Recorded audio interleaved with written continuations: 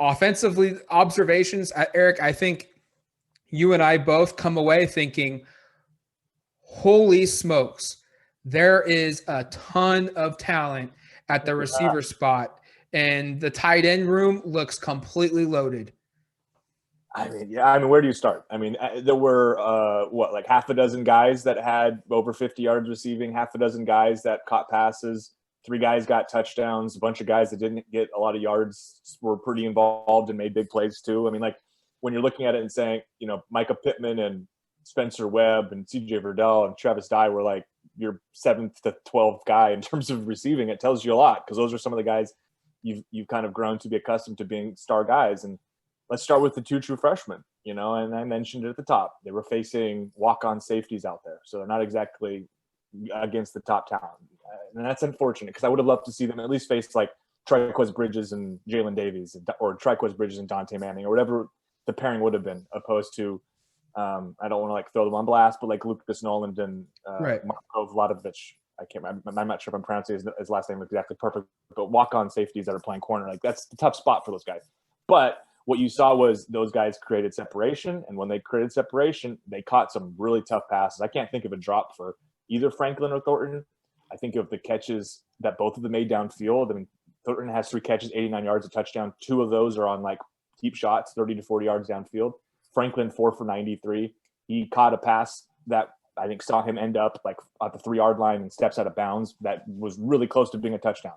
Yeah. Those guys looked the part, and honestly, like maybe ahead of where I thought they were. And now I go like, boy, this is going to be crazy how talented this group is, because you've got Johnny Johnson, Jalen Redd, Devin Williams, and Micah Pittman. We know those 4 guys. Those guys are all capable of starters at this level. Those guys are all proven starters at this level. I don't know how you don't play Troy Franklin. I don't know how you don't play Dante Thornton. I don't know how you don't play Chris Hudson. Hey, Isaiah Crocker, somebody who's, name we haven't spoken hardly at all about the last couple of years, but we talked about in the last week or two about how he was, maybe light bulb was coming on. He had 4 catches for 60 yards and or 62 yards, second on the team in receiving yards. And a lot of those were at the end of the game when the game was on the line in the last couple of drives. So like, I mean, I don't know, man. It's a lot of dudes. Like they could legit be 9 or 10 guys deep, and every one of them be really capable. Johnny Johnson's stats: 4 catches, 50 yards, 5 targets. He had a catch that, if it was live, because they went thud in the second half, where he got bumped, but the defender clearly would not have tackled him. And he broke away for what would have been like a 70-yard touchdown or a 50-yard touchdown, something like that. His numbers would have been better in a real game situation.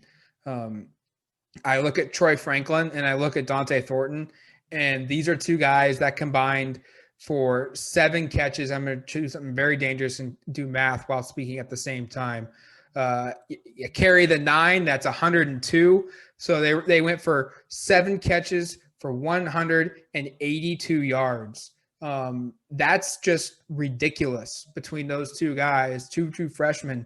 And I look at them and think they have to play. I'm not saying they have to start, but from a physical standpoint, just body type perspective, they are something that Oregon did not have besides Devin Williams on this team.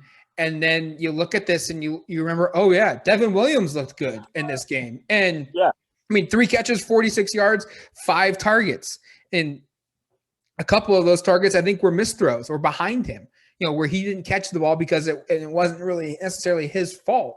And I really want to see what a lineup could look like with Troy Franklin, Dante Thornton, Devin Williams, and then you throw in a Micah Pittman in the slot, or you throw in a Chris Hudson in the slot. Like, that would be scary. I think one of the biggest takeaways I have offensively is at the receiver spot, whether it's tight end or receiver, they have almost an unlimited amount of combinations that they can roll out. It's like the Oregon uniform combinations of like 1,332 different options.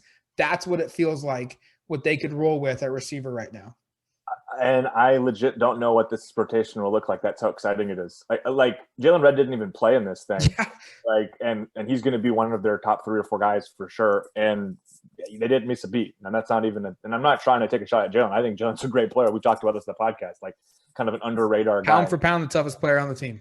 Yeah. I don't think I wouldn't argue that. So like, he didn't play, and this receiving group looked awesome. I mean, I'm just sitting here in my head trying to go, like, I don't even know what the 3 deep is in terms of the order. Like, I think probably, like, today they started Devin and Johnny outside with Micah Pittman in the slot. Like, maybe if that's your top 3, like, what's your backup 3 is then Troy Franklin and Dante Thornton outside and Jalen Red in the slot. And then your next group is Josh Delgado in the slot with Isaiah Crocker and Chris Hudson outside. And Chris Hudson, he should probably be in the first team based on what we saw today. So, yeah.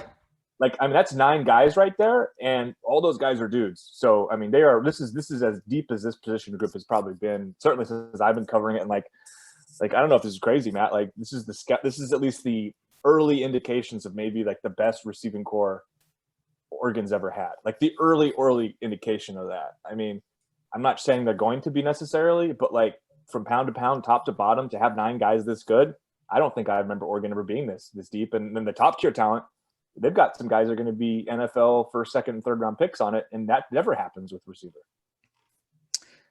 Defensively, what do you feel like was the thing that stood out? Because, like you said, they were missing multiple guys that would be starters for this team, and I think some of the success at receiver and in the passing game was because Mikael Wright wasn't playing. A DJ James was not playing. We didn't see some of the normal safeties out there as well. So, and then you say that and you kind of want to like, well, then that probably takes back some of the luster of the receiver room. I don't think that's the case because the plays that those guys were making, I don't necessarily think it helped to a degree, but it wasn't the sole reason why Oregon had so much success passing the football. I mean, they had some unbelievably good throws from the quarterbacks, putting them right over the shoulder, exactly where it needed to go for the receiver to catch it. And then they just had, jump ball plays where it doesn't matter who is out there at corner. These guys were going up and making plays because they're physically taller than everybody else. So I don't know if it necessarily matters that Mikael Wright and DJ James weren't playing in the scrimmage for Oregon's receiving success. But what stood out to you knowing that the defense was a little bit undermanned because of injuries or guys being held out for health precautions of keeping them healthy for the year? What was the thing that stood out to you? Well, first off, let's start with the way I thought we hadn't seen Dante Manning or Jalen Davies ever play at Oregon. And we can say we've seen them play a little bit at Oregon. And like we ran through the way the wide receivers looked, like they were really, really good. And I don't think this is an indication those 2 aren't ready, but like, hey, at least we've now seen them play. And what we've seen is 2 guys that are athletically gifted and can compete. Now, I don't think they won that many reps. I think they probably, for the most part, lost more than they won just because they were going up against really talented guys. And these are 2 guys who are basically inexperienced, true freshmen. Dante Manning did have the only interception on the day, so that's notable.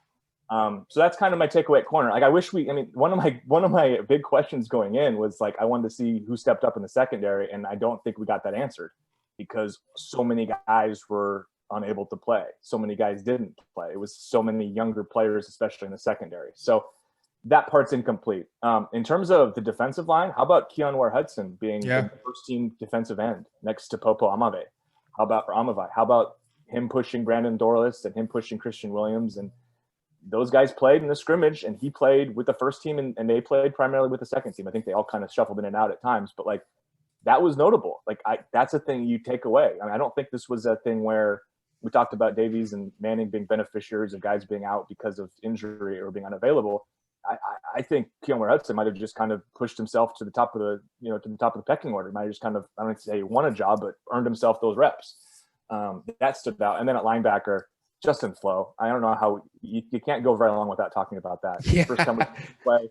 He's back on the field finally. And he looks awesome. And he looks really, really good. And that you see him and Noah Sewell playing next to each other. By the way, when Oregon's defense started taking up a level, this is no slide on Isaac Slade Matautia because I think he was limited with an injury and maybe just didn't play very much because of that. But for most of the game when the defense started winning and having some success. It was Justin Flo and Noah Sewell with the first team defense on the inside. And those guys together are going to be super talented. And they're as advertised when they came out of high school as such elite recruits. And you got to see a little bit of that. And it was pretty exciting watching Justin Flo run around. His athleticism, his length, it's special. And you see why he was such a highly regarded recruit a couple of years ago. And now you see again kind of the shell of, boy, this could be really exciting in the next couple of years. One of the takeaways I got was all spring. And I think even in the offseason before spring ball started, there was a lot of excitement and a lot of expectations with this offensive line. Every starter's back. Their top reserve is back. Sure. I think literally everybody is back from the offensive line from the previous year. And then they've added so many other guys into this team's depth chart from a recruiting standpoint. Best offensive tackle at a high school in program history. Another like top 5 offensive tackle in program history. They added the best lineman in program history to this team. They've completely loaded up on talent. And in the spring game, maybe it's just one game and one day's performance, Oregon's defense had 9 sacks in this game.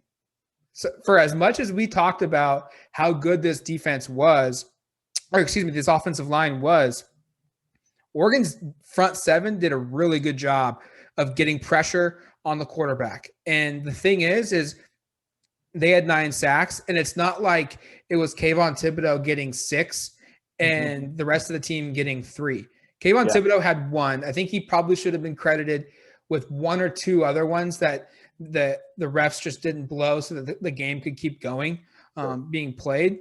But you've got guys like Justin Flo getting a sack, Adrian Jackson getting a sack, both guys being your linebackers. You've got Brandon Dorless getting a sack, Jaden Everett getting a sack, Trevin Maai getting a sack, Keanu Williams, early enrollee freshman, getting a sack, Suavi Poti getting a sack, and even walk-on Louis Cristo getting a sack in this game at the very end.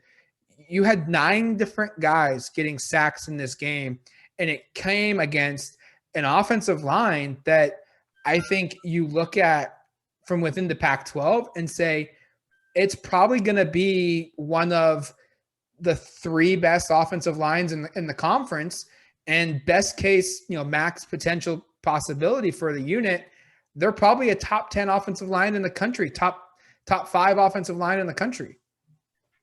Just 2 quick thoughts on that, and then we can move on. But I agree that defensive front, all the pressure they got, the sacks they had, super impressive. But just 2 points on that. First, Oregon was without some of its top offensive linemen from the scrimmage. Ryan Walk didn't participate, at least that we saw, which was kind of interesting. And then Malasala Amavela has been out all of spring. He's probably like their first, second, or third best offensive lineman. And so we saw a lot of Dawson Yaramillo with the first team, which I thought was notable at the right tackle spot. So I just wanted to kind of like point that out. And the other part is like, you didn't have to bring the quarterback down to get a sack. You just had to touch him. So that number probably, I can't go back to every sack that was recorded and be like, well, this one wouldn't have been, this one would have been, et cetera. But like maybe a couple of those wouldn't have been a sack in a normal game situation, and the quarterback would have gotten out of it. So like just a kind of small part. I don't think that takes away from, we came into spring thinking there was a lot of talent in the front 7. And I think that was abundantly clear. And I think the thing that was fun about this one in particular was, like you said, it wasn't just Kayvon Thibodeau unleashing on people, or Adrian Jackson, or Mace Funa, or Brandon Dorless, or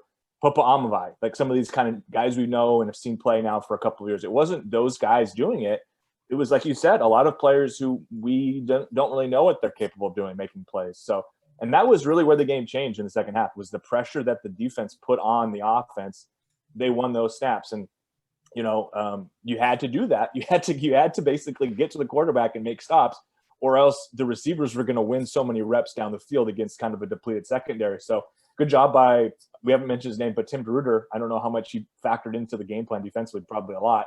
But like making adjustment of going, like, we just got to get pressure on these guys, because if we're going to let our players play one-on-one on an island on the outside, and it's walk-ons versus really high-end fresh 5-star recruits or high 4-star recruits, or it's true freshmen facing, veteran receivers, it's probably not going to end up that great.